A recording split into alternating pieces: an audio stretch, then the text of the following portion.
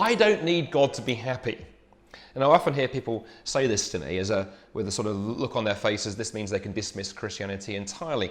And rather than feel threatened by that, when someone says to me, I don't need God to be happy, I love to say to them, what do you mean by the word happiness? You know, it's interesting that the ancient thinkers, especially the ancient Greeks like Aristotle and others, were fond of breaking the word happiness into 4 types of happiness, 4 levels of happiness.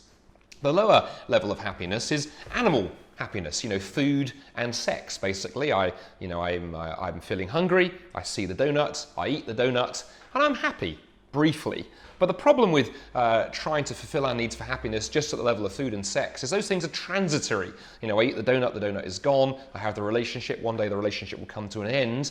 And ultimately, if you try and make things like food and sex the only thing you're living for, you will actually end up ultimately disappointed. You'll end up unhappy at level 1, and you need to move up a level to happiness level 2.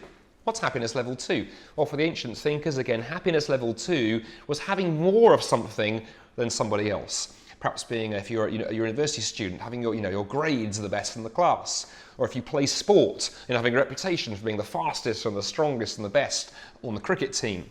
Or if you're at work, being the boss's favourite, and so on.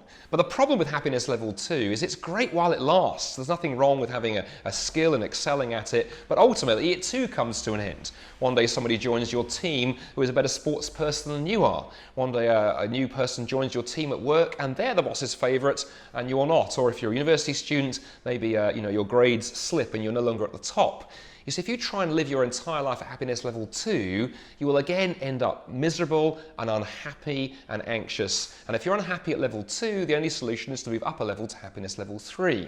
What's happiness level 3, according to the ancient thinkers? Well, happiness level 3 is pouring your life into somebody else, living entirely to look after and care for somebody else. A very common example is parenthood, having children, for example. But if you haven't got kids, you can often achieve this through charity work. I've got good friends of mine back in Canada, and for a long time they've run a non-profit organisation out in Africa where they dig wells in poor communities, and they found it richly rewarding. But the problem with trying to live your entire life at happiness level 3 is, again, it comes to an end. In parenting, we have a name for this. We call it the empty nest syndrome. Eventually your children will grow up and leave home.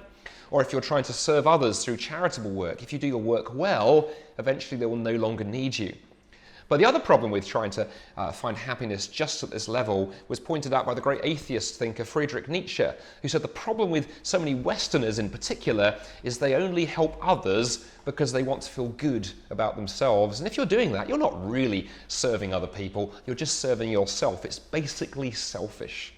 And either way, again, if you just try and live at this level, you will end up ultimately dissatisfied.